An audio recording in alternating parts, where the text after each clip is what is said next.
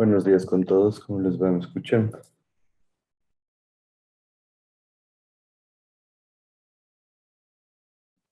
Sí, Sí, buenos días.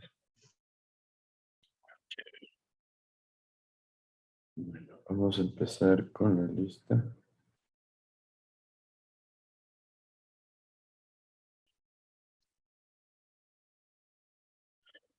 Tania Aguirre,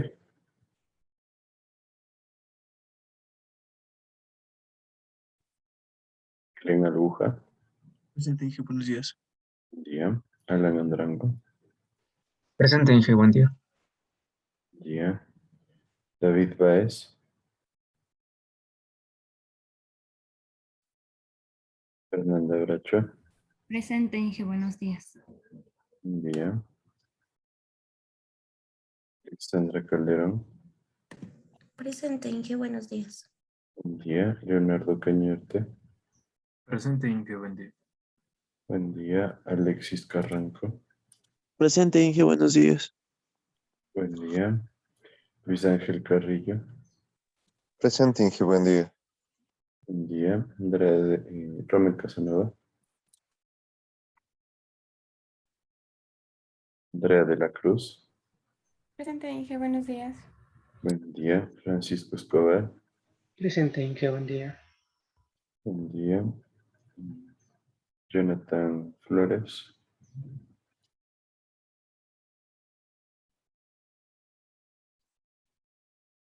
Joseph Grijalva, Presente, Inge, buenos días. buen día. Inti Huellas, Javier Imbequingo, Presente, Inge, buenos días. buen día. Carlos Medina, Presente, Inge, buenos días. buen día. Y Emilia Montero, Presente, Inge, buenos días. buen día. Mabel Naveda, Presente, Inge, buenos días. buen día. Freddy Oñate, Presente, Inge, buenos días. buen día. Brian Orbe, Presente, Inge, buenos días. buen día. Y Camila Orellana, Israel Ramos, Presente, Inge, buen día. buen día. Brian Rea, Presente, Inge, buen día. buen día. Vanessa Samaniego, Presente, Inge, buenos días. buen día. Y Sebastián Vega, Presente, Inge, buenos días. buen día. Y Fabián Viera, Presente, Inge, buenos días. buen día. ¿Alguien llegó tarde, vi?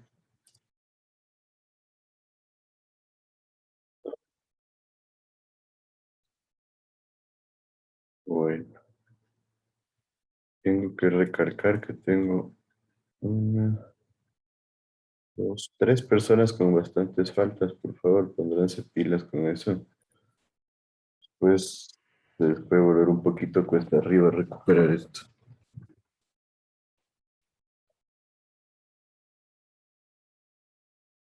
Inclusive creo que dos ya tienen más de cuatro faltas. Entonces tengan eso en cuenta, por favor. Bueno, cuéntenme cómo les fue en el examen, qué impresiones tienen. Inge, disculpe. ¿Sí? No sé si es que tal vez ya tomó lista. A ver, dame rapidito, Esteban, ¿no? Sí, Lorenzo. Ujú. Ya. Ya, gracias. Inge.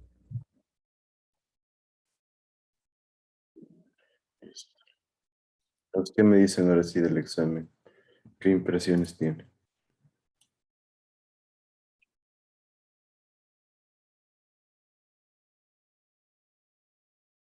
O sea, a mí en lo personal creo que me falta un poquito de tiempo, ¿no?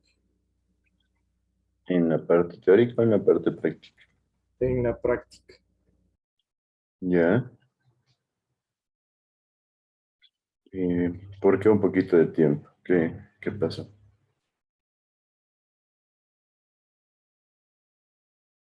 Es que ahí me confundí un poco en lo de la población y ya, pues ya se fue un poco de tiempo. Ya, ¿y el resto qué me dice? Bueno, creo que la práctica, la parte teórica les casi que estaba un regalo, ya creo que mucho fue. Y en la parte práctica fue prácticamente lo mismo que ya vimos, ¿no? Un poquito más elaborado porque, como les dije, mezclamos lo que es crecimiento poblacional con dotación. La dotación estaba bastante básica, no teníamos más que dotación doméstica. Y, y en esencia con eso había que calcular un caudal y comparar con el caudal del río. Entonces, errores que encontré, por ejemplo, en la proyección, no sé qué pasó en algunos grupos, pero tenía gente que me sacó proyección de 1,500,000, 2 millones y pico de habitantes. No sé ahí realmente qué pasó, pero ya es un punto para darnos cuenta de que hay un error, ¿no? Estamos hablando de poblaciones no tan grandes y de repente que nos salga que la proyección llega a valores tan grandes, ya es una forma de darnos cuenta de que había un error. Por otro lado, algo que también pasó es que muchos solo determinaron la población por un método. ¿Qué me dicen respecto a eso? ¿Por qué solo por un método?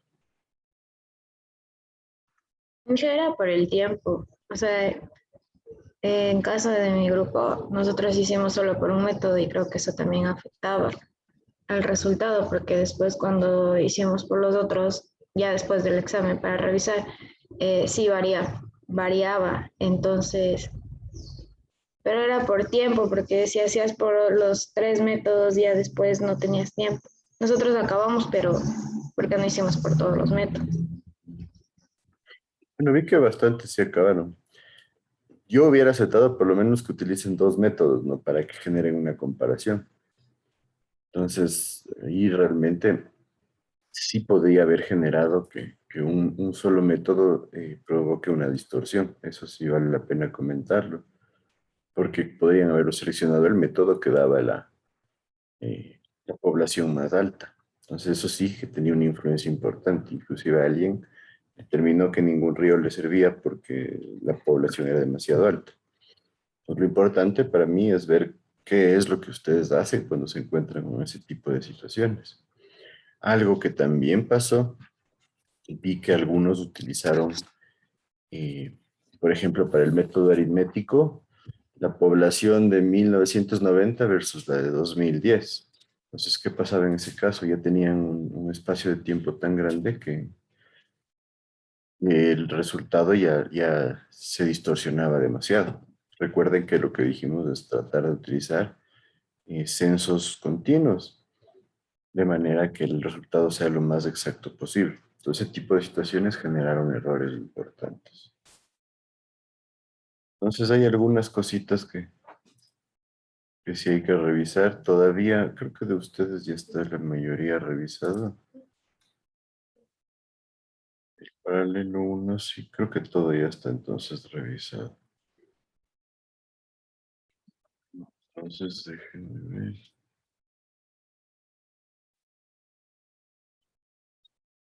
¿Quieren revisar la teoría? Creo que ya fue demasiado regalo. Solo tengo 2 personas. No, a ver, 1,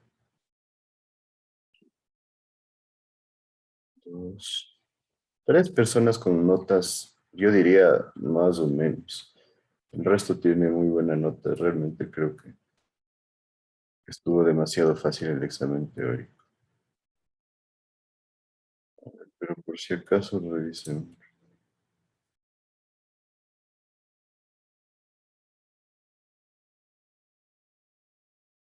Creo que ahí no debería haber quejas, ¿no? Pero nos dice, por ejemplo, ¿en qué tipo de fuentes la calidad de agua se podría definir como superior? Subterráneas, dijimos que tiene mejor calidad porque es agua que está mantenida en un entorno protegido por el suelo. Aluviales no existe, superficiales es bastante más contaminada y fluviales es lo mismo, ¿no? Y ahí tenemos la segunda, en una comunidad con 4 proyectos independientes. Primero, mejorar calidad del agua. Segundo, ampliar cobertura. Tercero, ampliar cobertura. Y cuarto, limpieza y mantenimiento. ¿Cómo se generaría un orden? La respuesta correcta: primero, ampliación de cobertura de agua potable. Segundo, ampliación del sistema de alcantarillado. Tercero, cualquier mejoramiento. Y finalmente, mantenimiento. Bastante básico. La tercera: ¿cuál de las siguientes características de las aguas subterráneas no se considera una ventaja? Pues aquí tenemos corrosividad. Y corrosividad en esencia es una ventaja porque no tiene una afectación directamente sobre los usuarios o sobre la capacidad de tratar el agua. Unidades de color no tiene problema. Calidad del agua no tiene problema. La dureza no es una ventaja porque eso significa que a veces tenemos alto contenido de minerales o un pH demasiado alto y eso sí puede generarnos problemas. Y la turbiedad no suele ser un problema. La cuarta, dentro del índice de agua no contabilizada, ¿cuáles son pérdidas físicas? Entonces me dice fugas en tanques, sí, fugas en captación, no, porque la captación realmente es muy difícil determinar las fugas. Las fugas en conexiones domiciliarias, sí. La segunda, fugas en captación, ya dijimos que no. Tanques y red, sí. La tercera, fugas en el vertedero. No se puede determinar fugas en el vertedero. Conexiones domiciliarias, sí. Y captación, sí. Y captación no, perdón. Y la última, fugas en la red, sí. Fugas en conexiones domiciliarias, sí. Y fugas en tanques, sí. La quinta, ¿cuál de los siguientes no es un factor que afecte el crecimiento de una localidad? Servicios básicos existentes, obviamente sí influye un montón. Yo diría que es uno de los factores más importantes. Facilidad de movilización y acceso, también, obviamente, un sistema de transporte bueno genera mejoras en lo que es el crecimiento urbano. Planes urbanísticos, ese es el enfoque hacia el crecimiento. Existencia de cuerpos de agua, ya en la actualidad no genera o no es un factor que afecte el crecimiento. Veamos, hace varios años sí era prácticamente uno de los factores más importantes, por eso todas las ciudades grandes se encontraban ubicadas cerca de los cuerpos de agua, pero ya con los avances que hay, prácticamente hay muchas ciudades, ni siquiera zonas que hay ríos cerca. Entonces ya dejó de convertirse en un factor. La sexta es una característica del periodo de diseño. Es el periodo en el cual se cumplen todas las características y parámetros de diseño del sistema totalmente eficiente. Esa es la respuesta correcta. La segunda es el periodo en el cual el sistema funciona permitiendo hasta un 90% de eficiencia. Nunca hablamos de un 90%. Tercera es el periodo en el cual se cumplen la mayoría de las características de diseño de forma eficiente. No, porque se tienen que cumplir todas.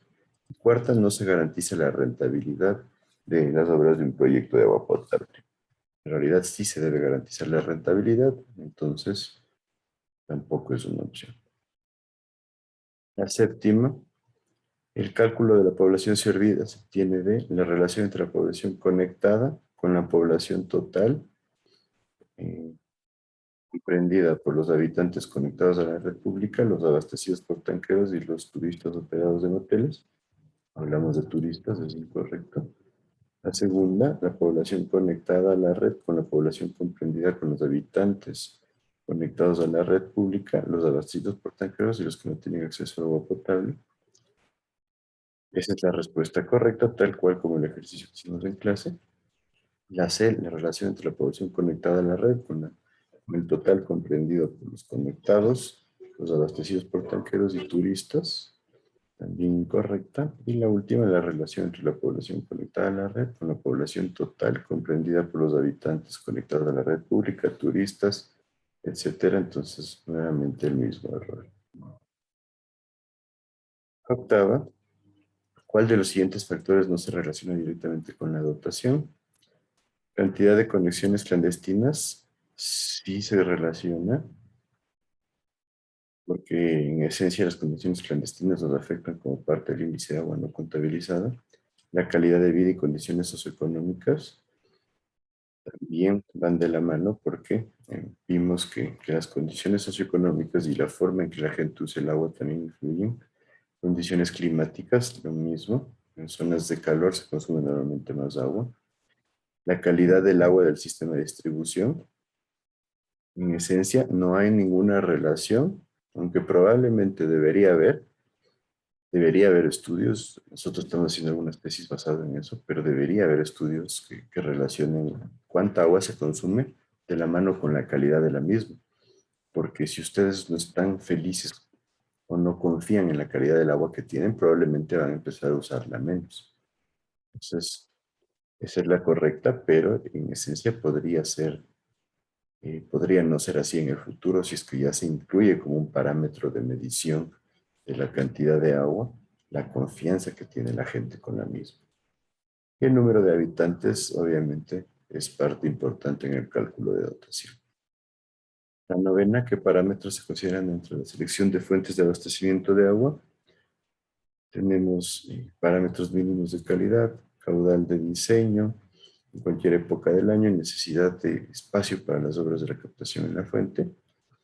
Nosotros no tomamos en cuenta la necesidad de espacio, sí tomamos en cuenta los parámetros de calidad y el caudal de diseño. Acá tenemos caudal de calidad del agua, tratamiento que sea económico, cantidad suficiente en cualquier época del año y verificación de parámetros técnicos para su localización. Esta es la respuesta correcta, porque no nos enfocamos en la necesidad de espacio, sino en los parámetros técnicos establecidos. La tercera, que la fuente tenga alta calidad, no necesite tratamiento para consumo humano, ahí está equivocado, eso no lo vamos a encontrar casi que nunca. Y la cuarta, calidad de agua en la fuente, medidas de tratamiento, cantidad suficiente para abastecimiento, viabilidad técnica y de espacio para la construcción de obras de distribución. Entonces aquí ya me habla de obras de distribución, estaría incorrecto. La última, ¿cuál no es un tipo de fuente para abastecimiento de agua potable? Subterránea sí es, fluviales sí es, pluviales sí es, y aluviales no es una fuente. ¿Alguien alguna duda de esto? ¿Qué me dicen? Yo creo que estuvo demasiado fácil el examen. No sé cuál es su feedback.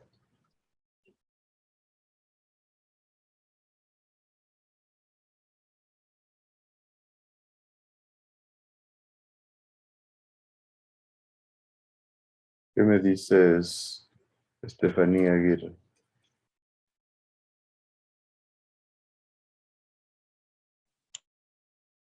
Sí, está claro. O sea, sí estaba fácil para mí. No me fue también porque me faltó el tiempo. Me confundí en algunos. ¿Te confundiste en qué? En algunas dije. Bueno, claro, por eso la idea es que la analicen bien. Hay cosas que se pueden ser confusas, pero como les digo, en líneas generales el promedio fue bastante alto. Así que eso me obliga a elevar un poquito la vara para el siguiente trimestre, ¿no? Pero parece que en su mayoría sí estudiaron, sí, y sí veo que hubo bastante buena respuesta en la teoría. Ahora en la práctica, y bueno, aquí están todas las indicaciones. Tenemos dos ríos que pueden abastecer a dos poblaciones. Entonces, en esencia tenemos datos de la población A hasta el 2018, datos de la población B hasta el 2019, es lo que les decía, ¿no?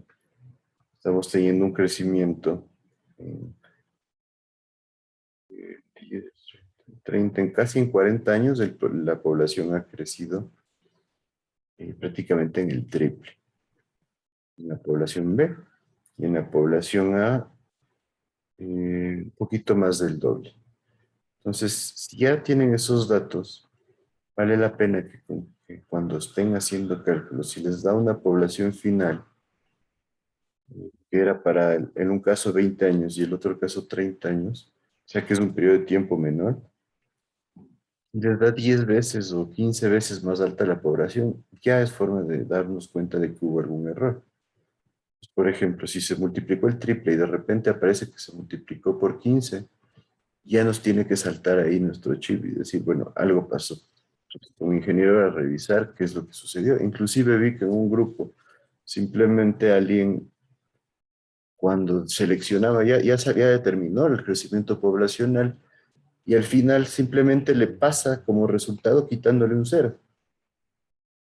Entonces, de lo que eran 380,000, supongamos, le pone población para los cálculos 38,000. Entonces, nuevamente, tiene que saltarles ahí el chip de ingeniero de que algo pasó, algo está mal, ¿no? ¿Por qué me sale 38,000 si en 1980 había 50,000? Entonces, son cosas que vi. Yo sé que son errores tontos que a veces se nos pasan, pero la idea es que nosotros vayamos por eso analizando las respuestas y por eso es que yo les pido que detallen todo lo que hace. Entonces, lo mismo, si tengo una población que en el 2020 tiene 160,000 habitantes, o sea, decir que en 20 o 30 años llegue a 2 millones de habitantes, eso es demasiado difícil, ¿no? Estás en Dubái, por lo que hubo un crecimiento increíble debido al efecto económico, pero de ahí es algo que salta a la vista. Entonces, peor cuando estamos utilizando métodos estadísticos para proyectar la población. Ese tipo de errores son los que vale la pena que siempre los tengan en mente y que por eso analicen las respuestas y analicen mediante comentarios qué es lo que están haciendo. Entonces, en el primer río tenía un caudal máximo de 1,300 litros por segundo y en el segundo 2,000 litros por segundo. Entonces, se dice que tenemos un proyecto de 20 años para abastecer a la población B y un proyecto con un periodo de diseño de 30 años para la población A.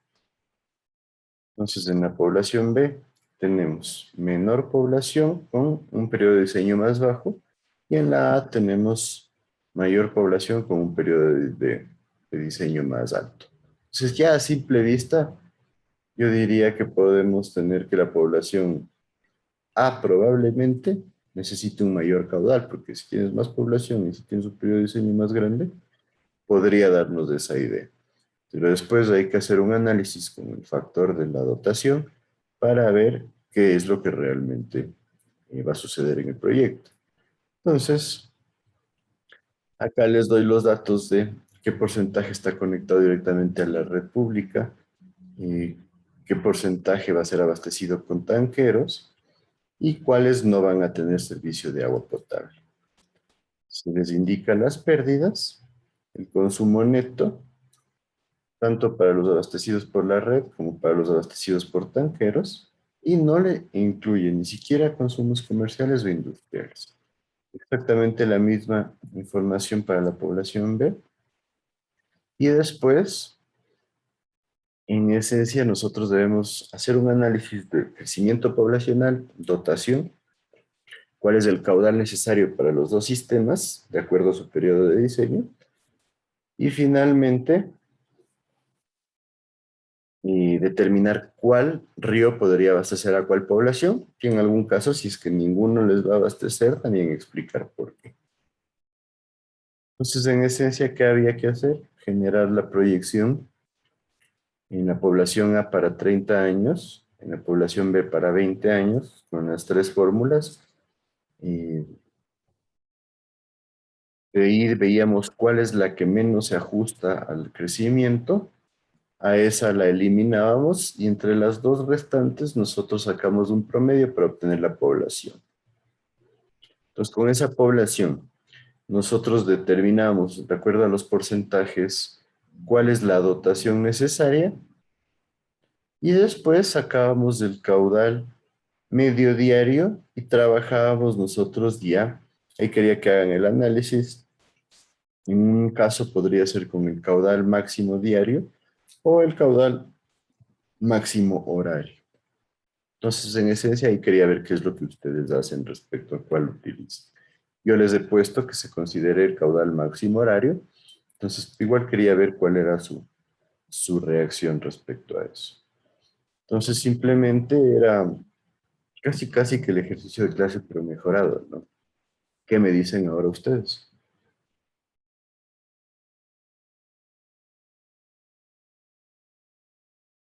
¿Qué me dices, Leonardo Cañar? Ya en mi grupo sí le resolvimos como usted nos dijo. Igual me parece que la mayoría nos faltó un poquito de tiempo porque solo para unir el trabajo cuando ya acabamos, ahí ya se nos acabó el tiempo, pero de ahí afuera de eso, pues sí, sí lo terminamos. Perfecto. Entonces, ¿alguna complicación que se te generó? No, al inicio un poco para ver cómo mismo desarrollar, pero luego ya leyendo toda la información, ahí ya pude hacerlo. Ya, perfecto. Eh, Fernanda Bracho, ¿qué me dices tú? Igual, Inge, o sea, yo sí, más o menos como usted fue diciéndonos, o sea, de los promedios y todo, calculé todo eso, pero sí nos faltó tiempo. Yo tuve que mandar antes y ni empezar ni siquiera el examen teórico, no pude empezar a tiempo porque hasta enviarle y tuvo mi compañera que unir y ella subir. Eso dije. Bueno, o sea, ¿tiempo realmente creen que el tiempo estuvo corto? Estuvieron 73 minutos, creo. ¿Qué me dicen así honestamente?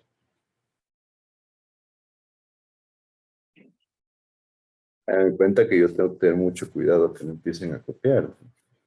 ¿Qué suele pasar? Que alguien ya no sabe qué hacer y ahí es cuando empiezan a generarse los problemas de la copia y ya me ha pasado. Entonces, limitar el tiempo es una de las cosas más importantes en estos exámenes virtuales.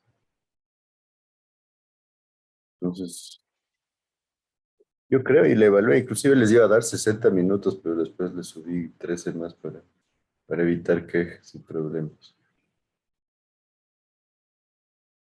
Pero realmente yo creo que estuvo bastante simple, ¿no? Yo sé que inclusive muchos tienen en Excel ya las fórmulas puestas. Realmente eso les baja el 30% del trabajo. Entonces, no es que pueda hacer mucho yo en contra de eso, pero son herramientas que ahora ustedes las pueden usar y tampoco me puede hacer el de la vista gorda. Entonces, en esencia, las poblaciones les debió haber demorado, que será unos 5 minutos, exagerado, con tablas de Excel. Pongamos que sean 10 y de ahí simplemente el resto de cálculos. Yo realmente pensé que no iban a demorar tanto. Inclusive algunos realmente me mandaron a las tablas sacadas de Excel. Entonces, creo que como el feedback general no les ha ido nada mal. Tengo un par de notas que hay que mejorar. Yo les dije aprovechen porque creo que es el más fácil. Prácticamente no tenía que tomar este bimestre, o sea, no hay a dónde irse. Y en el segundo va a haber algunas opciones extras, entonces eso va generando un poco más de complicaciones. Igual parte teórica no me fui por los lados de lo rebuscado ni de las normas, ni cosas por el estilo, entonces creo que esa también fue una duda. ¿Alguien más que tenga algún comentario o algo adicional?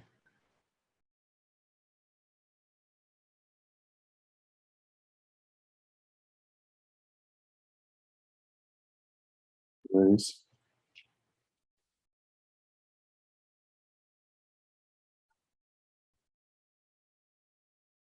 ¿nadie? ¿Todos de acuerdo?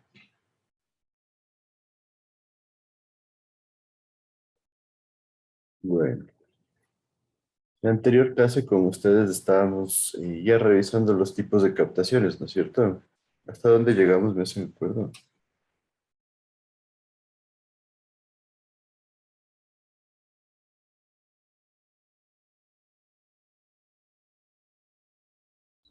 Hasta ahí creo que dije, o una antes. Justo aquí. Estábamos viendo los tipos de captaciones superficiales, entonces, ¿no es cierto? Sí, hasta Sí, azul. así. Perfecto. Entonces hablábamos nosotros de los azudes vertederos. En esencia, todos tienen claro que es un azud vertedero, me imagino, ¿no? ¿Qué me dice?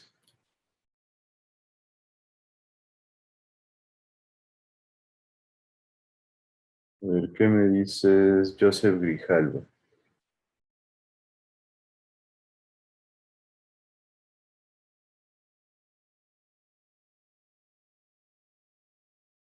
Sí, que sí, sí, está claro, porque justo tuvimos esta hidráulica con usted, entonces realizamos todo lo que era acorde de la subvertedero.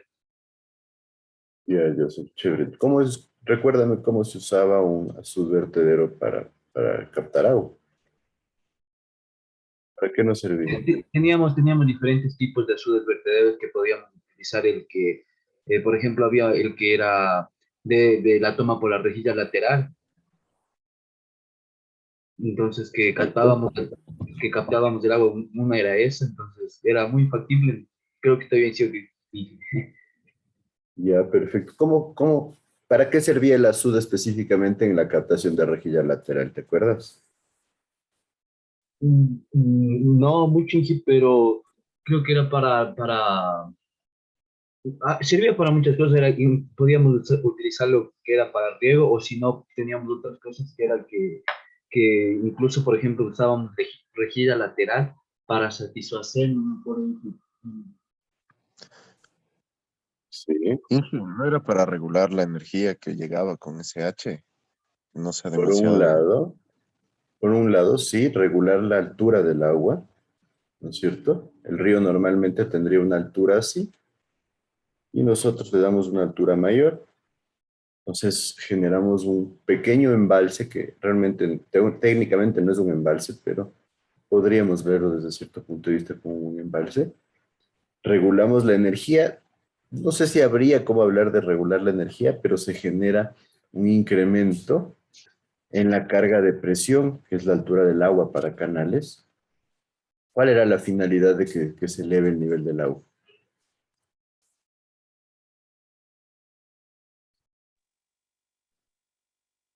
¿Verdad?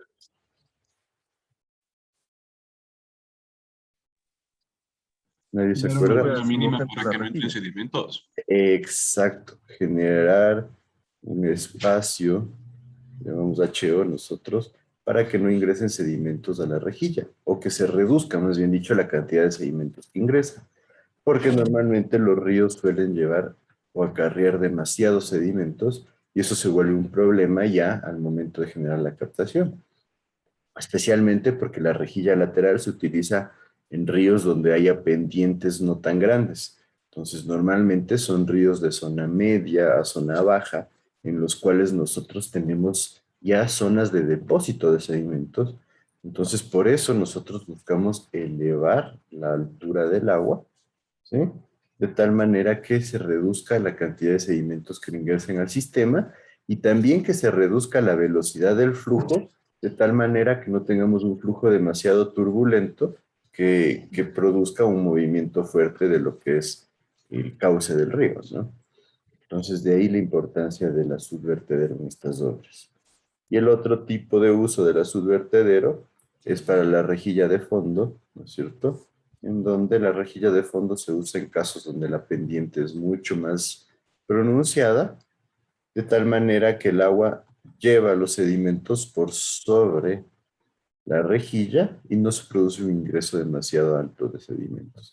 Ojo, como hablamos de una alta pendiente, esto se da en ríos de montaña, en donde no tenemos todavía un depósito de sedimentos, sino más bien generación de desprendimiento de partículas, y eso genera que no haya un ingreso tan amplio de sedimentos de nuestra captación. Entonces, esa es la aplicación de una suite como eh, una forma de captar agua superficial. Si estamos claros ahí todos, entonces.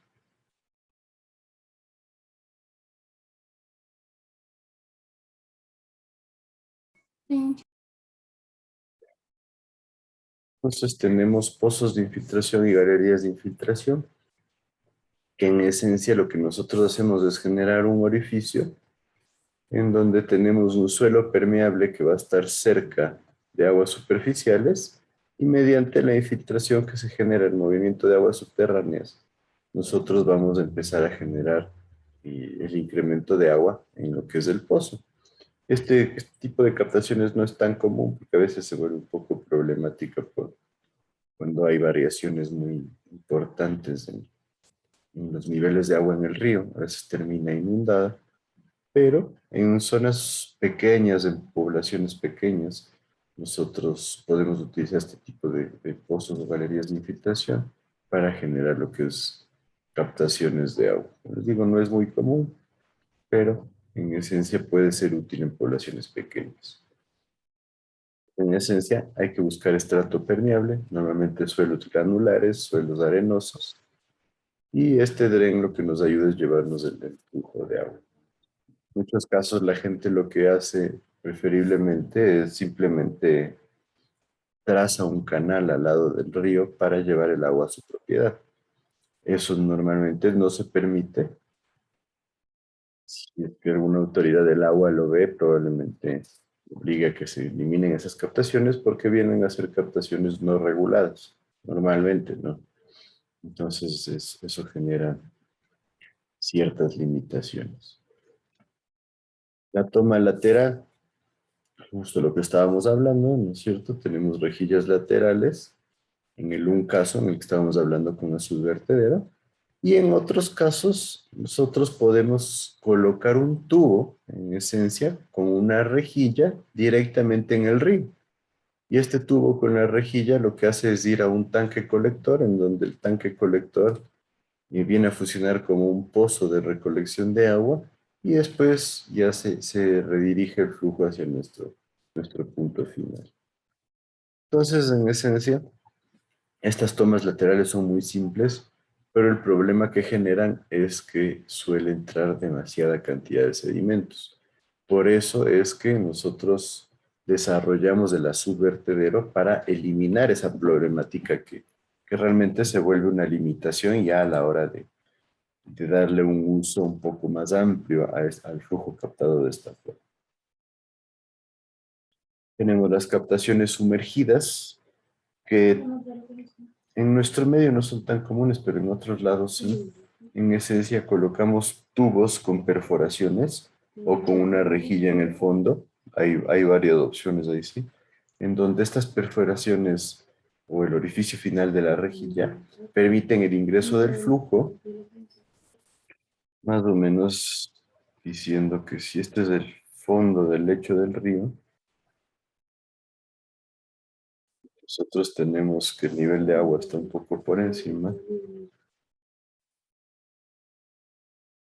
Colocamos un tubo en donde este tubo va a tener ciertos orificios y a veces una sección final con una rejilla de captación. En esencia, pasa el agua por encima y va ingresando dentro del tubo y esto lo direccionamos hasta nuestro pequeño tanque, un pequeño pozo que nosotros tengamos a un lado del río. ¿Qué creen que sucede con este tipo de captación?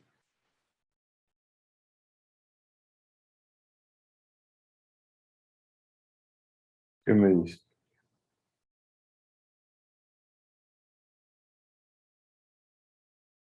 Entonces, leen la aguja.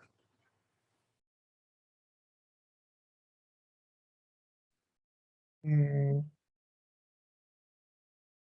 Creo que por la dirección del agua no existe un flujo, me imagino. El flujo ¿Me nosotros giras? le damos pendiente, ¿no? al tubo, de tal manera que ingresa el agua, ingresa el agua por todos estos orificios en grandes cantidades, y aquí tenemos nuestro almacenamiento. Aquí nosotros ya le conectamos a un tubo de conducción. ¿Pero qué crees? ¿Qué pasa con este tipo de captación? ¿Qué puede pasar? Tal vez se tapone por sedimentación. Exacto, uno de los problemas típicos es que estos orificios empiecen a taponar, ¿no? Es decir, está aquí el orificio, de repente cae una piedra, se queda atascada aquí. Vamos a tener un problema en la cantidad de agua que ingrese por ese orificio. Después esta piedra se empieza a llenar de arena en su alrededor, otra piedra por acá y otra por acá. Probablemente ya no pase casi nada de agua. Entonces, uno de los principales problemas es que nosotros vamos a tener una limitación en cuanto a la necesidad de darle mantenimiento continuo para poder mantener los caudales más o menos constantes.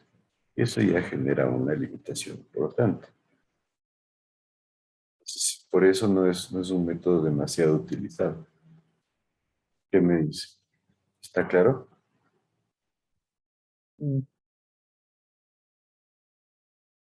Y por otro lado, si los espacios de la rejilla si son muy pequeños, se van a taponar. Si son muy grandes, van a permitir el ingreso de muchos sedimentos que van a terminar aquí acumulados en nuestro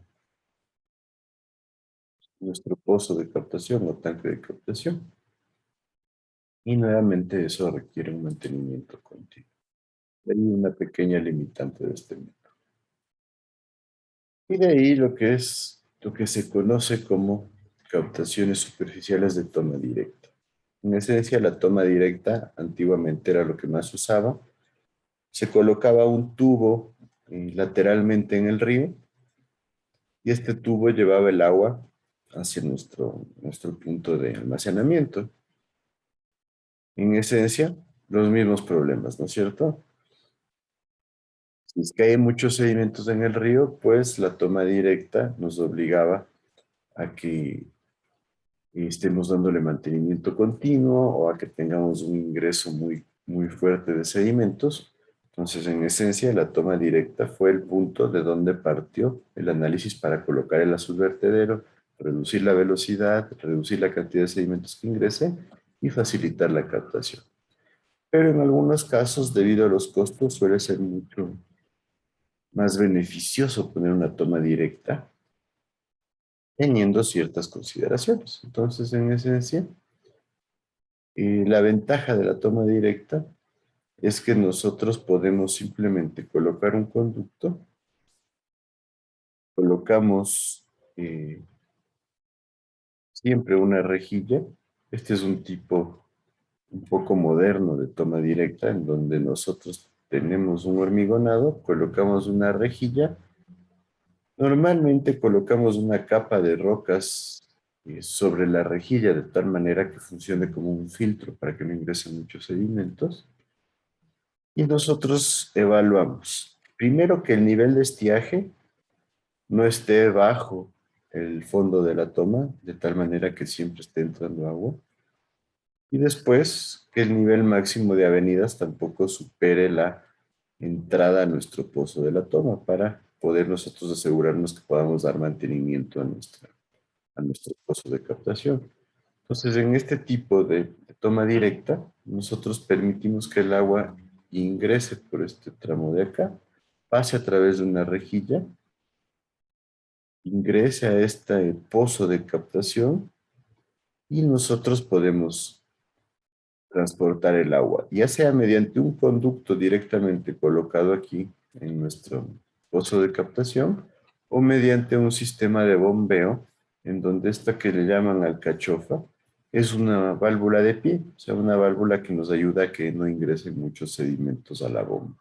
Ten en cuenta que las bombas, cuando trabajan con demasiados sedimentos, pueden dañarse rápidamente, entonces por eso es importante colocar esta válvula de canasta o válvula de pie para proteger el ingreso de sedimentos.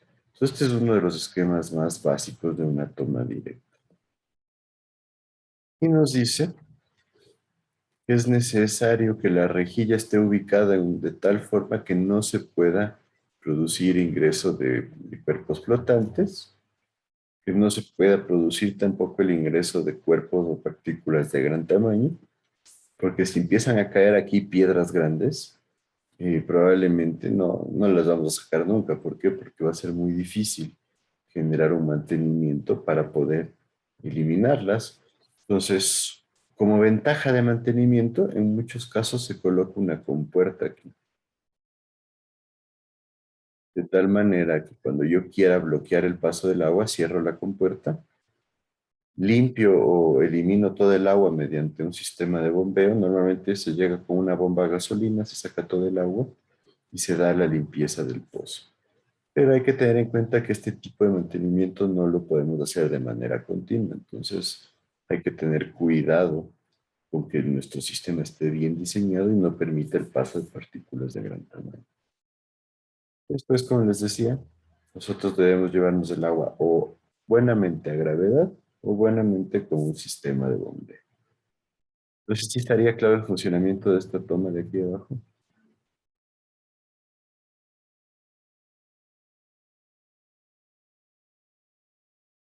¿Sí o no? ¿Qué me dice? Sí. Entonces, nos dice que una toma directa en un río debería considerar, primero, la abertura de un canal hasta la toma de agua del río. O sea, en esencia, permitir un paso donde nosotros podemos llegar ya donde está el punto propiamente dicho de la toma. La rejilla que les mencionaba, la separación libre entre barras, puede estar alrededor de 5 a 10 centímetros. Por eso también le cubrimos a la rejilla normalmente con una capa de roca, de tal manera que la roca proteja que no ingresen sedimentos de tamaño muy pequeño. Un tramo de conducción, que es el que lleva el flujo del agua hasta nuestro sistema. Y las obras de protección y acondicionamiento de la estructura, que en esencia son obras para evitar que colapse nuestra captación. En esencia podrían ser enrocados o escolleras para estabilizar los alrededores. Necesitamos hacer un zampeado de hormigón para proteger la base de nuestra estructura. Necesitamos generar una loseta o un dintel sobre la rejilla para evitar que colapse el suelo sobre la rejilla. Y tenemos que generar nuestro pozo para que sea el lugar donde llegue el agua y nosotros podamos distribuirla hacia nuestro sistema.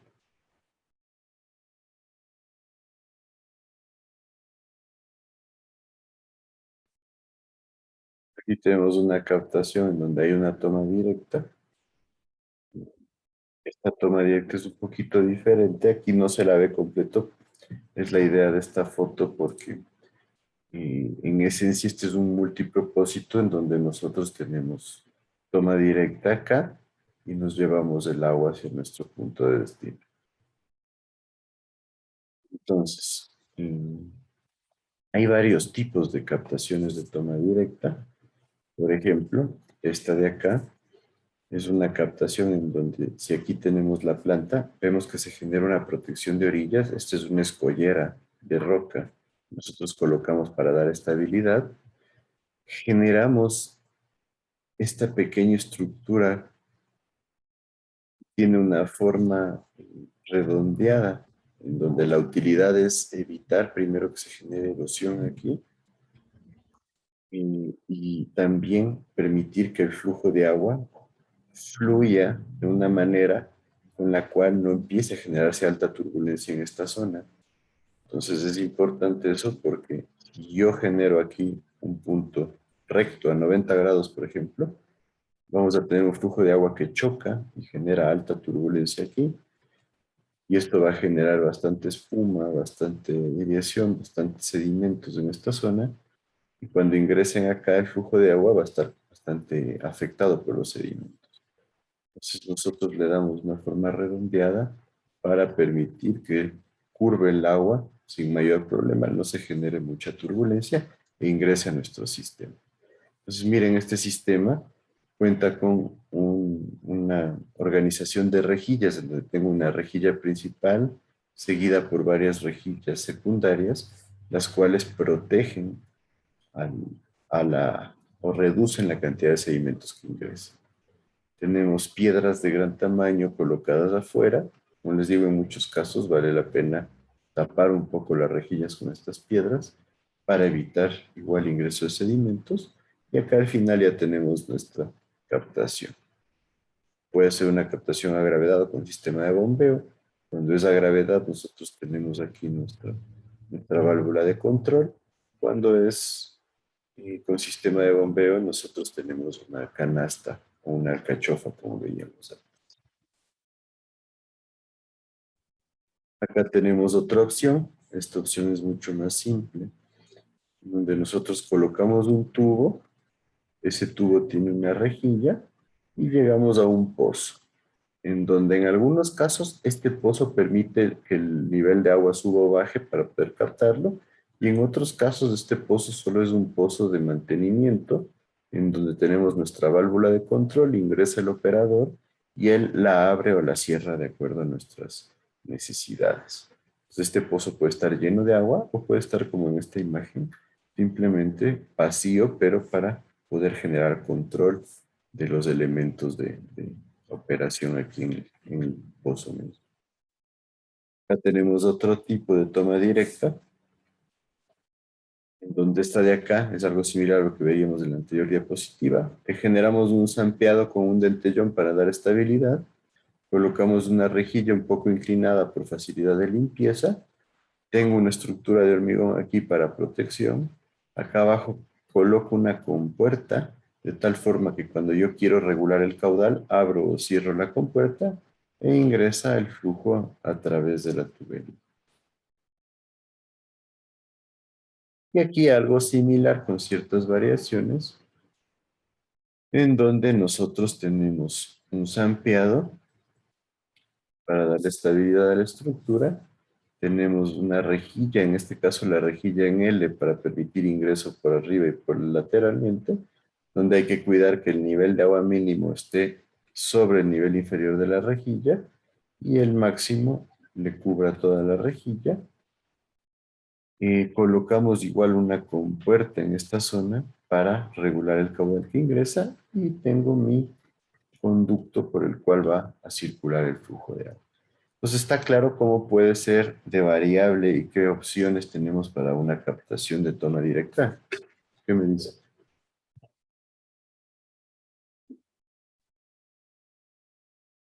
¿Qué me dice Sebastián Berg? Sí, Seguro no hay ninguna duda. no.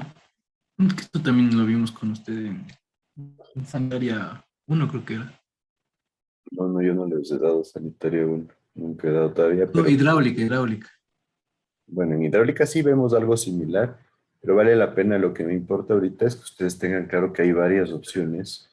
Y en esencia ya ustedes como ingenieros tienen que irse acoplando a las distintas opciones, ¿no?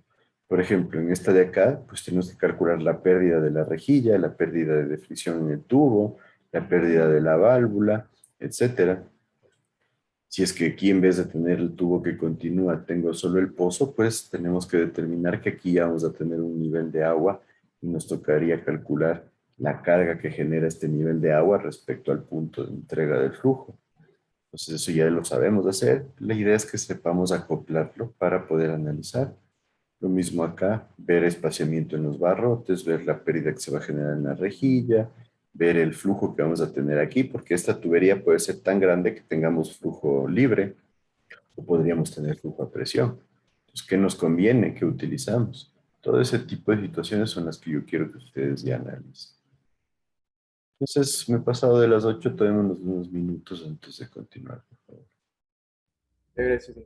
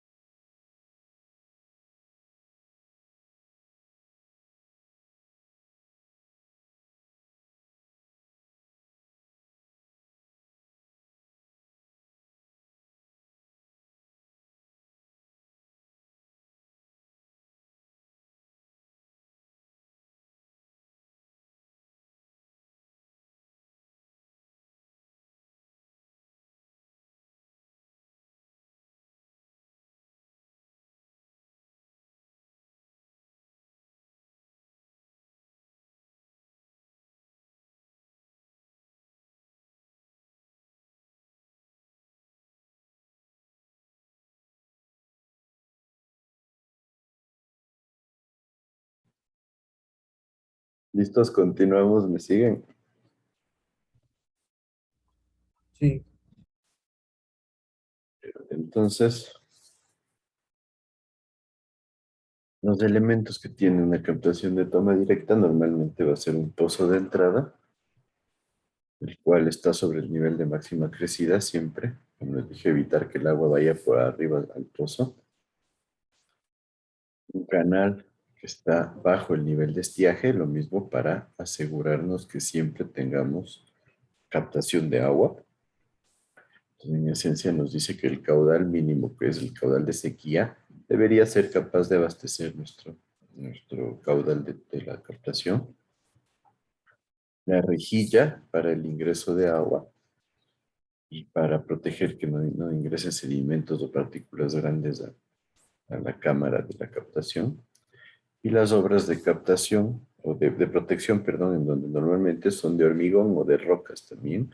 También pueden ser escolleras, dependiendo de nuestro presupuesto.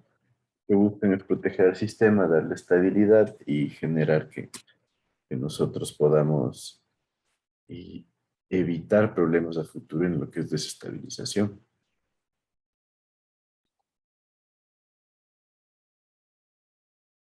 Entonces, nosotros vamos a tener que la captación por toma directa va a variar según la cantidad de agua o volumen de agua que queremos captar y el tipo de corriente con las características que mantenga. Ya puede ser que tengamos un caudal con un flujo mucho más permanente, por decir así, en donde nosotros tenemos un caudal que no varía demasiado con el tiempo.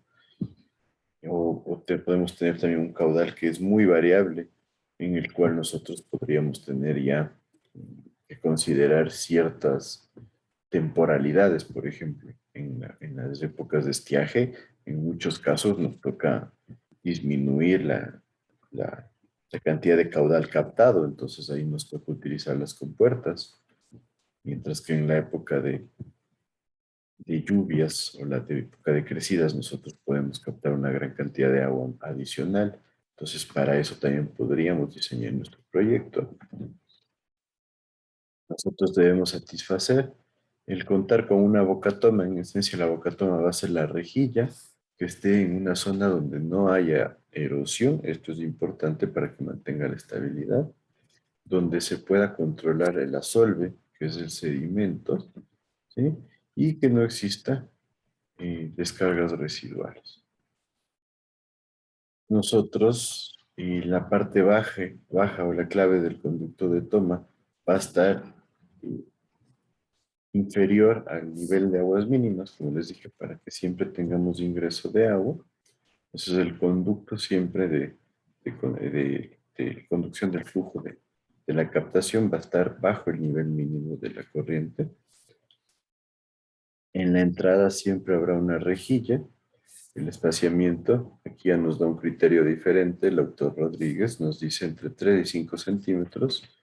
El otro autor nos decía entre 5 a 10 centímetros. En esencia, ahí hay que usar un criterio basado en qué es lo que nosotros necesitamos específicamente para el proyecto. Porque también si ponemos una separación tal vez de 1 centímetro o menos, corramos riesgo de que se tapone rápidamente nuestra rejilla. Entonces también podría ser poco beneficioso para el proyecto. La velocidad mínima dentro del conducto se establece en 0,6. ¿Por qué creen que se establece en 0,6 metros por segundo? ¿Qué me dices, Alan Andrano?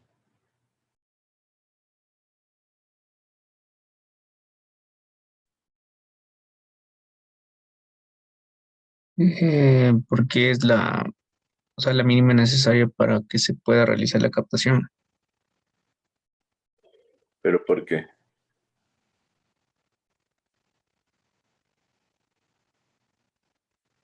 ¿Para qué le ponemos una velocidad mínima a la captación? Para que tenga flujo continuo de agua. No, no tanto por ahí. Para evitar la sedimentación. Sedimentación, perfecto. De esta forma nos aseguramos de que no exista sedimentación dentro del conducto, que no se empiecen a acumular partículas dentro del conducto, porque eso puede ser peligroso. Muchos autores, inclusive, como ya les decía alguna vez, la ponen al mínimo en 0,8 metros por segundo para estar más tranquilos de que no exista cantidades de sedimentos atascadas dentro del conducto. Entonces es importante siempre definir la velocidad mínima en ese sentido. Mientras que la velocidad máxima es limitada por las características del flujo y el material del conducto. Normalmente, como les decía, se puede trabajar entre 2,5 a 3 metros por segundo como máximo. Y si son casos especiales, se podría subir un poco. Yo les diría más de 5 sería una locura, ¿no? Inclusive normalmente 3 es un límite bastante aceptable. Nos dice que debemos contar con elementos para la operación, acceso, inspección y limpieza de los componentes de la obra. En esencia, operación, pues necesitamos nosotros válvulas de control, necesitamos compuertas de control, acceso, necesitamos escaleras de acceso, tapas de seguridad. Para inspección necesitamos espacios suficientes para poder generar inspecciones. Y para limpieza lo mismo, accesos que nos permitan poder generar un mantenimiento continuo de los componentes principales de la obra.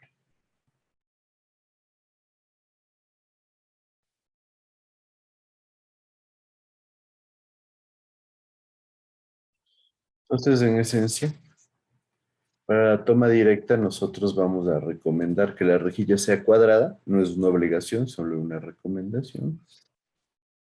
El espaciamiento entre los barrotes, miren, acá ya generamos un espaciamiento menor, ya para la toma propiamente dicho que nosotros vamos a analizar, que es la toma más simple, en donde nos dice entre 6 y 15 milímetros, y espaciamientos mucho más bajos. ¿Por qué? Porque esta toma directa va a estar ya en contacto directo con el cauce del río. Entonces, la posibilidad de que haya partículas pequeñitas es bastante grande. Entonces, por eso nosotros debemos controlar el ingreso de las mismas. Los barrotes normalmente se los utiliza de media pulgada. Media pulgada es varilla de 12, entonces eso es algo bastante común, son resistentes. En algunos casos, si ustedes consideran de que podría haber impacto, por ejemplo, de partículas de gran tamaño, de rocas o cantos rodados con nuestros barrotes, podrían incrementarlos a diámetros de 14 milímetros o 16 milímetros. Más de eso yo les diría solamente si es que hay riesgo de choques muy fuertes. El área bruta va a ser 2 veces el área neta. Esto solo como un punto de partida. En esencia, el área bruta. Tratamos de que nosotros en estos casos sea el área cuadrada, B por B. Y el área neta va a ser el área de los orificios internos. ¿Qué significa esto? Que nosotros en esencia vamos a buscar la tendencia a que el espaciamiento sea similar al ancho de los barrotes. ¿Sí me siguen con esto? ¿Todos claros? Sí. Entonces, hay que tener aquí en cuenta otro factor importante, es que la velocidad entre barrotes no es la misma que la velocidad que tenemos nosotros en el tubo que va a estar después de los barrotes. Entonces nos dice que nosotros controlemos la velocidad entre los barrotes con velocidades bastante bajas, ven, entre 0,076 a 0,102 metros por segundo. Esto para evitar la generación de turbulencias en los alrededores de la rejilla, porque si se empiezan a generar turbulencias, probablemente tengamos un ingreso importantísimo de sedimentos. Por eso este contra. El área bruta, como les dije, va a ser B por B, diciendo que B sea el alto y el ancho. Y el área neta va a ser el ancho de los espacios entre barrotes multiplicado por el número de espacios que va a haber y por la altura que tendría el espacio, que sería B. De esa forma nosotros vamos generando ya todas las herramientas para poder determinar las características que debería tener nuestra toma directa. Entonces vamos a tener una tubería que conecta directamente la rejilla con el pozo. Y bajo el nivel del cauce vamos a tener que va a estar colocada transversalmente normalmente en función del río. Y en esencia le colocamos transversalmente porque suele ser mucho más fácil colocar las estructuras adicionales lateralmente respecto al río, dependiendo de la forma del río, obviamente. Pero buscamos colocar en las zonas rectas de este tipo de captaciones, de tal manera nosotros en las zonas laterales podríamos generar la colocación de las estructuras adicionales. Entonces, nosotros vamos a tener la parte inicial, que es la de la rejilla, normalmente de metálica de hierro fundido, para resistir los golpes de las partículas, y la tubería en muchos casos también se recomienda que sea de hierro fundido, debido a las velocidades y el rozamiento que se genera por las partículas que están en el río. Ahora es importante que nosotros tengamos en cuenta que también si utilizamos un metal bastante oxidable, esto puede generar que su vida útil se vaya deteriorando. Entonces ahí hay varios factores importantes para definir qué tipo de conducto utilizar. Lo que sí no les recomiendo bajo ninguna característica es que utilicen hierro galvanizado, porque la capa galvanizada se va a deshacer rápidamente y no va a funcionar. En muchos casos se utiliza de acero directamente. El problema del acero es que se vuelve muy caro.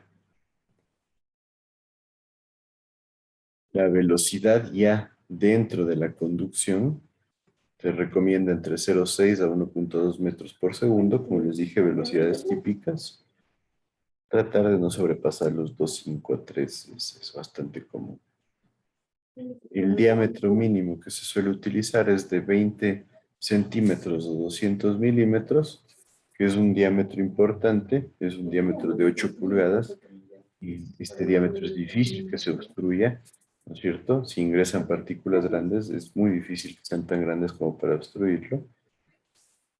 Y esto se debe a que es muy difícil, muy complejo generar lo que es el mantenimiento de las obras.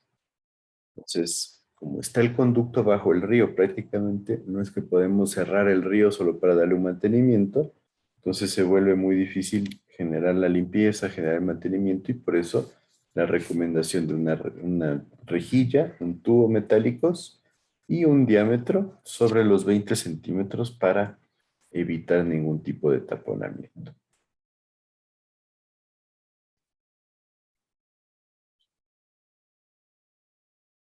Se requiere generar una base de hormigón y pedraplen, en esencia, y colocar un zampeado de hormigón y reforzarlo con un pedraplen.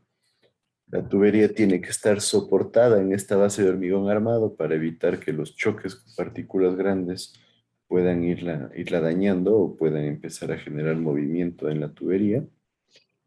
Se recomienda que esta base sea de 20 centímetros de hormigón y un pedraplén de hormigón ciclópeo en el cual nosotros generemos un complemento al zampeado para evitar socavación.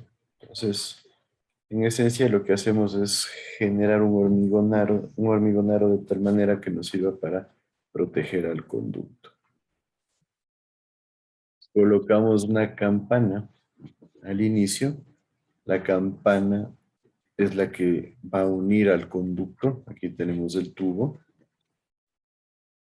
con la rejilla. ¿Por qué tenemos una campana? Porque la rejilla tiene que tener un tamaño mayor al tubo. Recuerden que la velocidad de ingreso del agua en la rejilla nosotros buscábamos que sea bajita, y en el tubo ya estamos hablando de una velocidad bastante más grande. Entonces la idea es que esta campana nos sirva como una transición entre la rejilla y el tubo. Obviamente aquí vamos a tener pérdidas de carga y lo que buscamos es tener un ángulo. Este es el ángulo de la transición, normalmente alfa, que sea un ángulo bastante, en este caso grande, de tal manera que nos permita tener una altura importante de la transición. Porque si tenemos una altura muy bajita, nos toca hacer una transición muy fuerte, corremos el riesgo de que se produzcan pérdidas muy grandes. Serían pérdidas menores, ¿no? Y nosotros vamos a considerar como un factor de cálculo el ángulo teta, como que fuera el ángulo entre las dos paredes de la campana.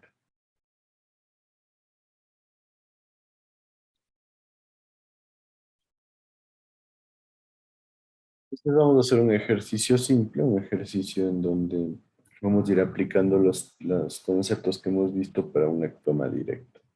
Entonces nos dice, vamos a diseñar una toma directa que es sumergida con una rejilla de fondo que va a captar 42 litros por segundo. Este es un caudal bastante ya importante, ¿no?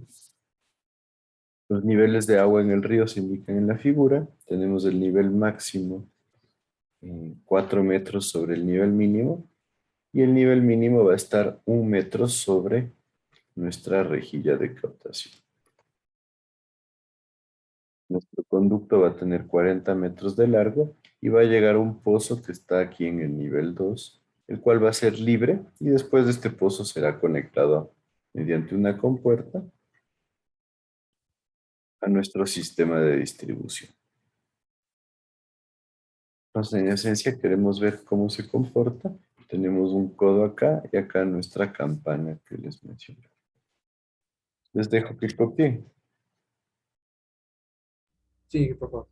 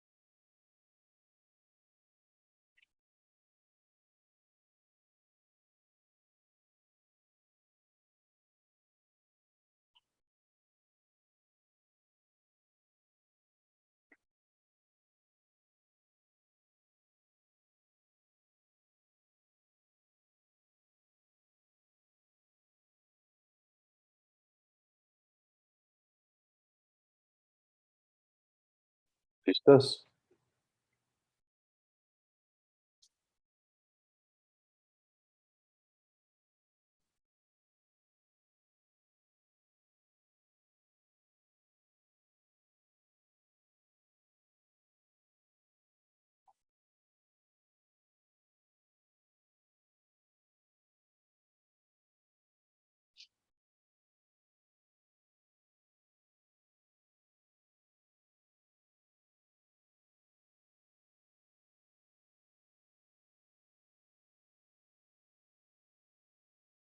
Bueno, entonces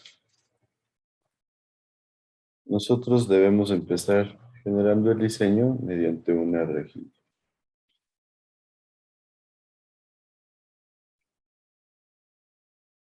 Para la rejilla nosotros vamos a definir un ancho para los barrotes y un espaciamiento.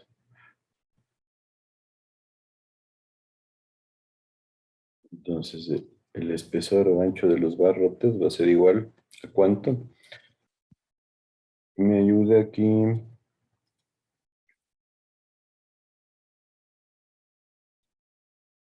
David Baez.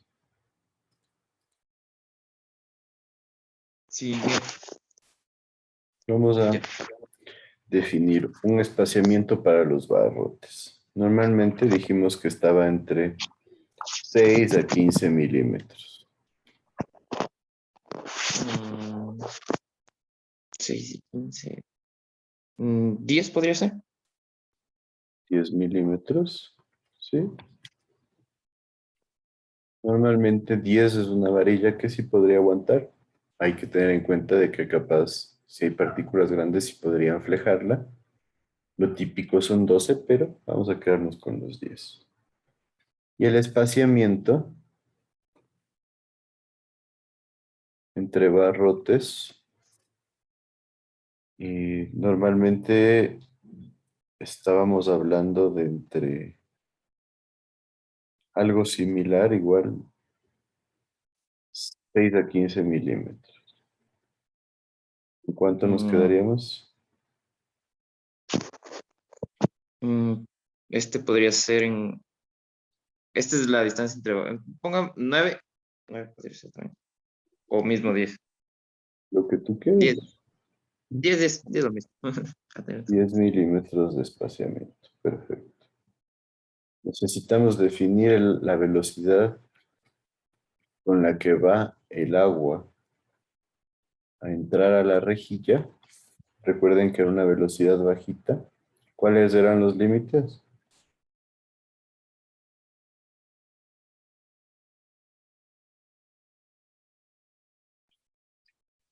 De 0,6 a 1,2. No. Entre los barrotes cuando ingresa el agua, sería lo que estamos analizando primerito. 0.07. 0.076 a 0.102, la recomendación. Una velocidad mucho más bajita, recuerden, para evitar que no se genere turbulencia en la zona de ingreso. ¿Con cuál nos quedaríamos, David? La más baja es 0.06. La más baja. Puede ser una opción. ¿Cuál podría ser el problema de coger la más baja?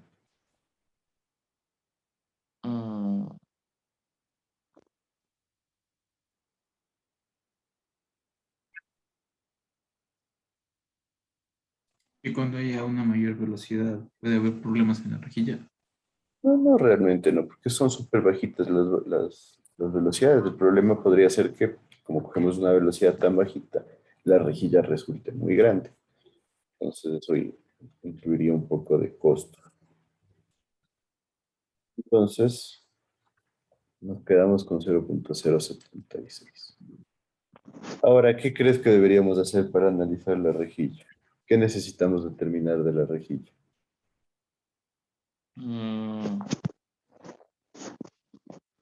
Ahorita necesitaríamos...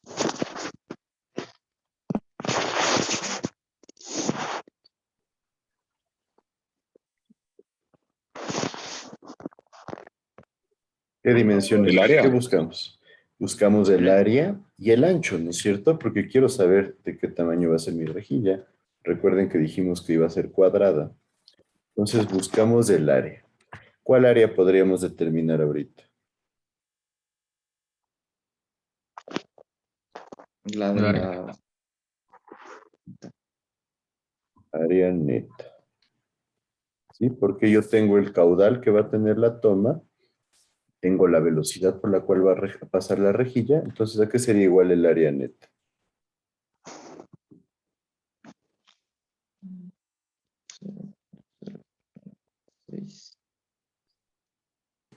Al caudal sobre la velocidad.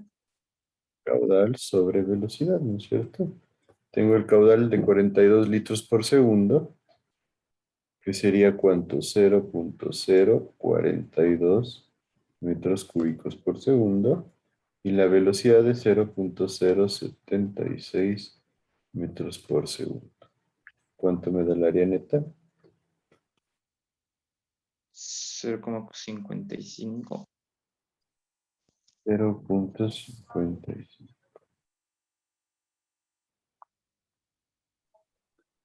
metros cuadrados, ¿no es cierto? Entonces, y con 0.55 yo podría partir de un análisis que era el análisis básico que decíamos ahí, ¿no? Como nosotros también tenemos que el espaciamiento es 10 y el ancho de los barrotes es 10, podríamos decir que una forma de determinar el área total o el área bruta es igual a 2 por el área neta, que sería igual a 1.10 metros cuadrados. ¿Esto para qué? Para darnos una idea de cuál podría ser el ancho B. Entonces, ¿cuánto sería el ancho B?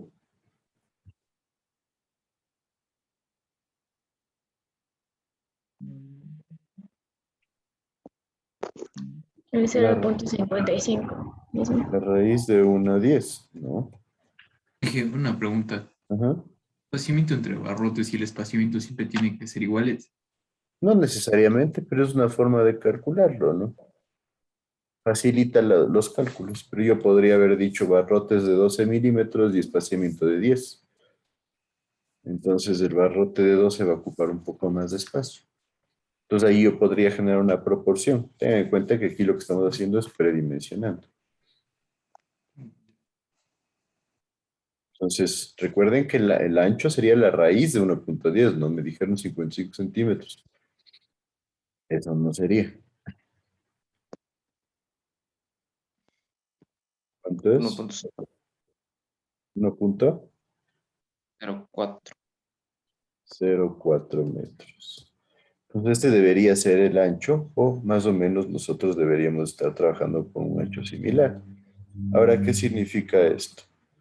Que si yo lo que quiero determinar es ya mis espaciamientos internos, ¿cómo lo relaciono? El ancho B con cuántos espaciamientos y cuántos barrotes tendría. ¿Qué me dicen ustedes?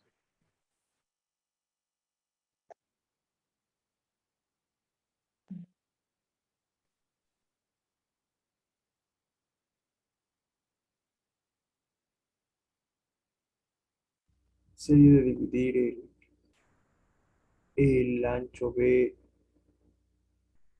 para el diámetro del barrote. El ancho B para el diámetro, no necesariamente. ¿Cómo relacionamos? ¿Qué sería? Porque B va a ser igual a 1,04. ¿Y cómo yo le incluyo el número de barrotes?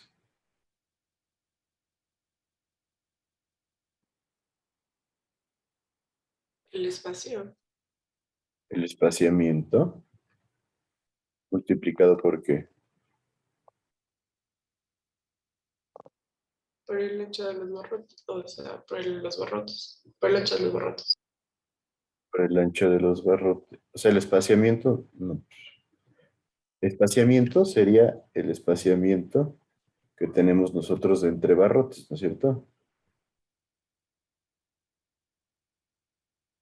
Entonces, el espaciamiento por el número de espaciamientos que le podríamos llamar n, ¿sí o no? Bueno, el número de barrotes, ¿cómo es mejor EB?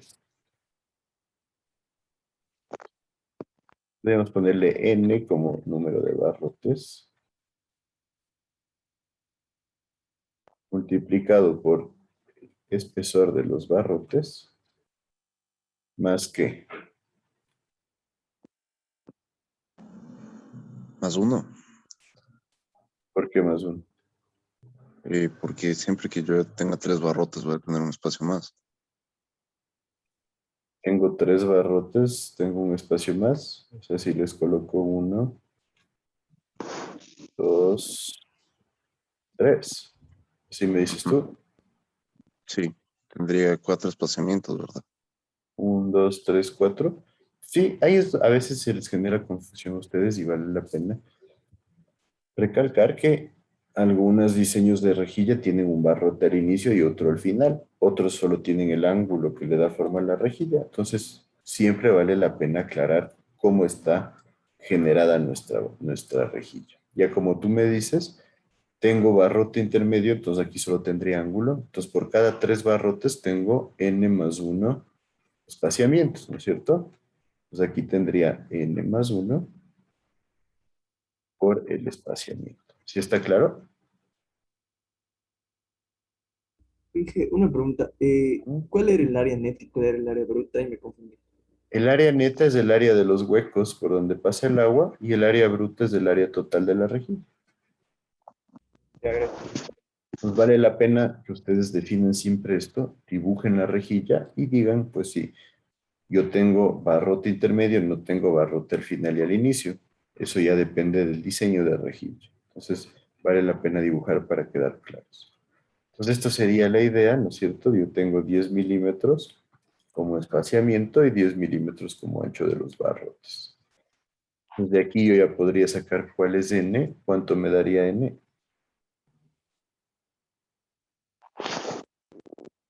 Siempre redondeamos al inmediato superior.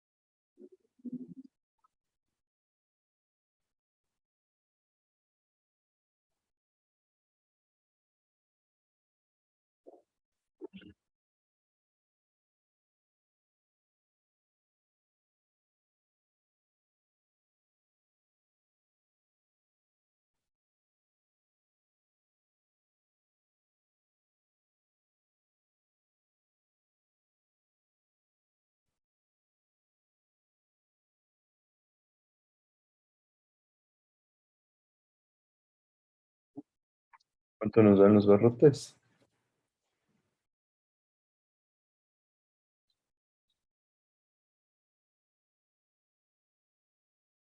David, ¿qué pasó? 5 sería Inge. Me salió 4.7. 4.7 no creo. Esto es 10 milímetros, ¿no? 51.5 me dio a mí.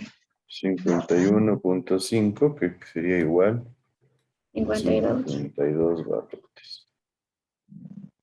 52 barrotes, eso significa que yo tengo que volver a calcular B, ¿no es cierto? ¿Sí?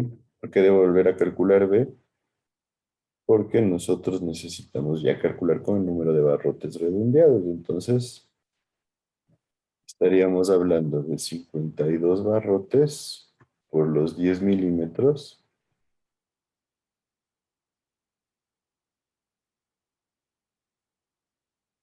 Más los 52 barrotes más 1 por los otros 10 milímetros. ¿Cuánto me da el ancho? Debería subir un poquito, ¿no? 1.05.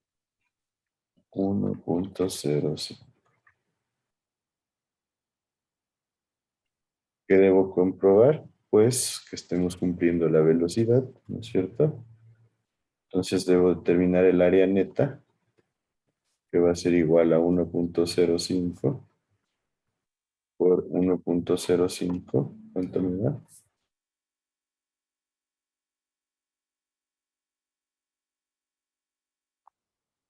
1.10. ¿Cuánto? 1.10. 1.10 igual. 1.05 por 1.05. 1.1025. Con todos los decimales. Ya. O sea, el otro me daba 1.09 algo. Sí. 1.04. Entonces, bueno, si nos sale 1.10 metros cuadrados, la velocidad nos debería dar la misma, ¿no? La velocidad va a ser igual a caudal sobre área, que sería 0.042 sobre el área que se va a mantener bueno, en este caso tendríamos que sacar el área neta que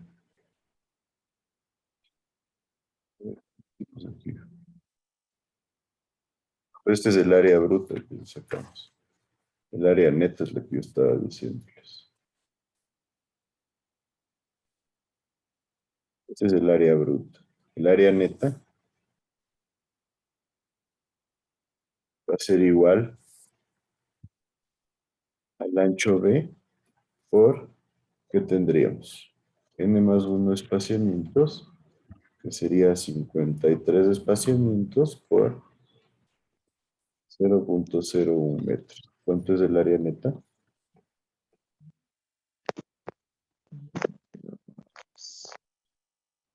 Teniendo en cuenta que el ancho B sería ahora 1.05. 0, pusimos 53 barras. O sea, son 52 más. 0 punto. ¿Cuánto no les doy? 55. 55 si les da. O sea, Ahí sí. aproximadamente 0,56 al segundo decimal. Veamos. Aquí va a pasar algo interesante, ¿no es cierto? La velocidad va a ser sobre área neta 0.056. ¿Cuánto nos da esta velocidad?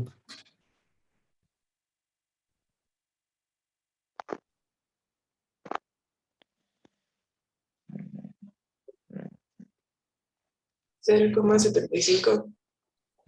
0.075 metros por segundo.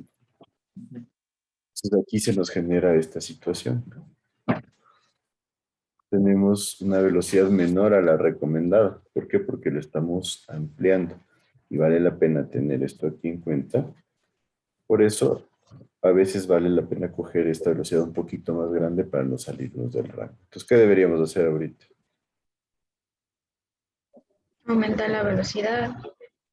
Aumentarle un poquito a la velocidad. ¿Cómo le aumentamos un poquito a la velocidad?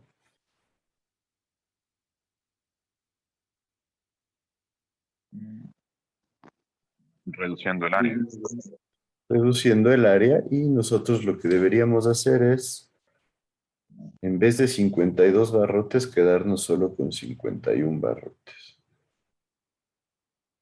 ¿Sí me siguen? Sí. Pues con 51 barrotes, ¿cuánto me daría el ancho B? Sería 51 por 0.01 más 51 más 1 por 0.01. Estaríamos hablando de 102, 103, 1.03 metros. Sí, 1.03. Ya, entonces 1.03 significa que el área bruta sería 1.03 por 1.03. ¿Que me da cuánto? 1.06. 0.06 metros cuadrados. Y el área neta sería 1.03 por 52 por 0.01, que nos da cuánto.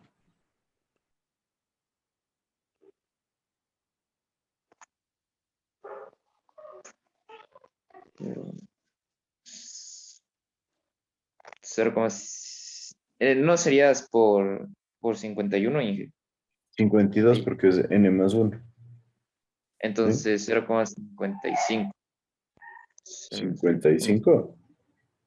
0,55. Así no baja más. 0,53. 52 me dio. 50 y, ¿cuánto? 53. 53, eso sí me parece más lógico, porque sí debía bajar un poquito. Entonces, si yo le pongo al cálculo de la velocidad con 0.053, ¿me da cuánto de velocidad?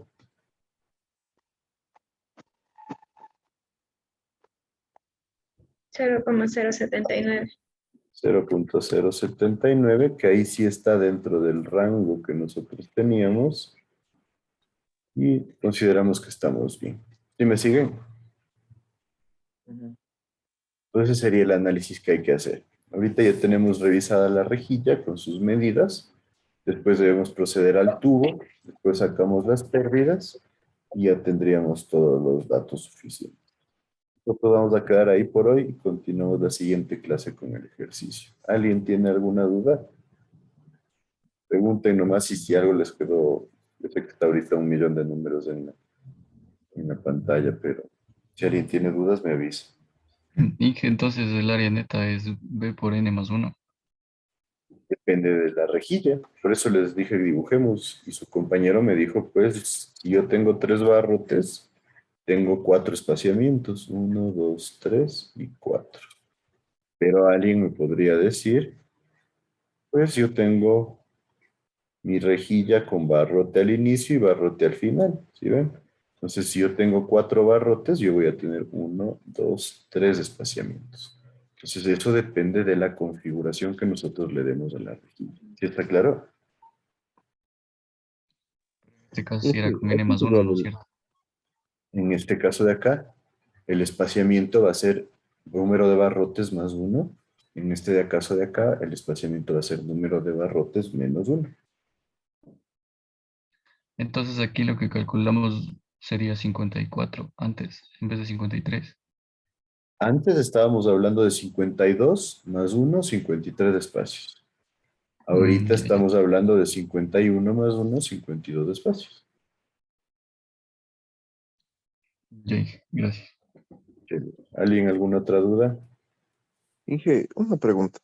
El área bruta, ¿por qué ahí era por 2?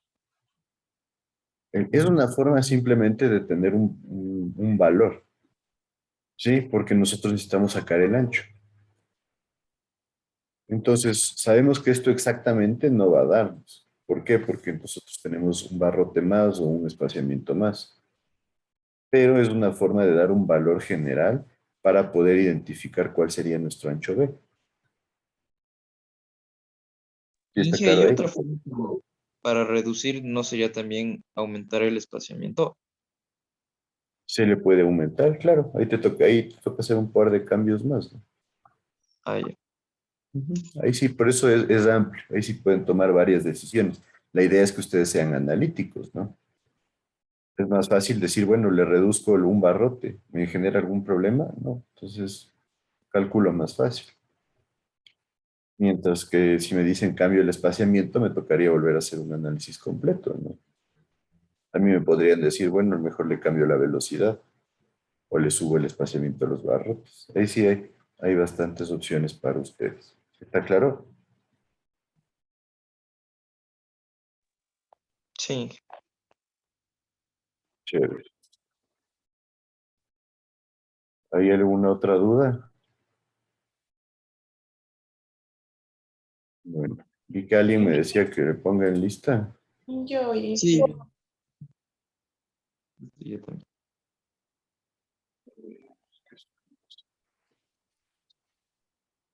¿Quiénes no están en lista? Estefanía Aguirre.